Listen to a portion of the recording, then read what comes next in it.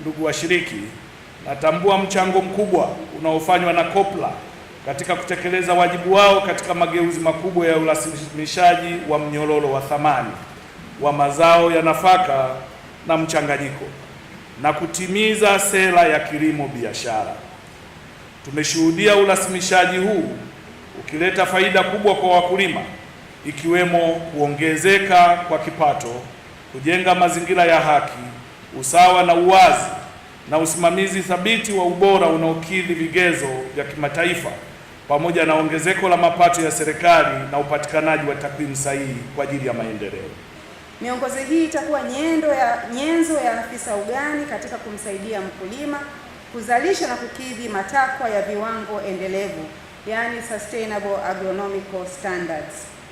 Mheshimiwa Waziri, kupitia miongozo hii tunatarajia kuona uzalishaji wa mazao salama na yenye ubora, kuongezeka kwa uzalishaji na tija, kuimarisha upatikanaji wa takwimu na mifumo ya ufuatiliaji, lakini matumizi sahihi ya pembejeo pamoja na uthibitishaji wa mazao haya ya ufuta na mikunde. Mheshimiwa Waziri, COPRA itaratibu na kusimamia kikamilifu utekelezaji wa miongozo hii. Tumejipanga kuendeleza kutoa mafunzo. Kuna mafunzo mengine yameshaanza hapa, lakini yataendelea kutolewa kwa maafisa ugani kote Tanzania ambapo mazao haya yanazalishwa.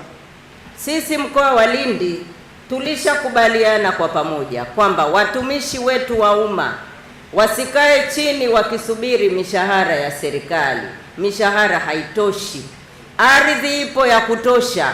Kwa hiyo nao waingie kujiajiri kwenye kilimo ili waweze kuongeza pato lao kama familia, lakini waweze kuwa na uwezo wa kupata chakula kwenye familia zao na wawe na nafasi sasa ya kuwahudumia wale wananchi ambao wanahitaji kuwahudumia.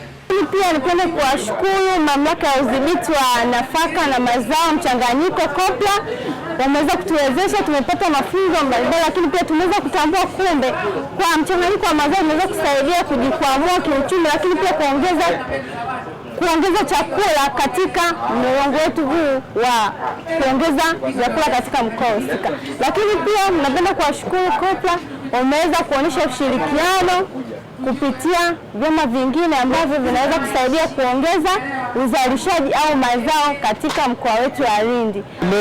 Na hii ndipo atakapofikia lengo mkulima kupitia mwongozo huu ambao sisi tumeupata, ili aweze kuzalisha mazao ya biashara pamoja na mazao ya chakula kwa ujumla, kwa sababu mwongozo huu unapelekea kila hatua, kuanzia hatua ya uzalishaji mpaka hatua ya uvunaji pamoja na hatua ya usindikaji.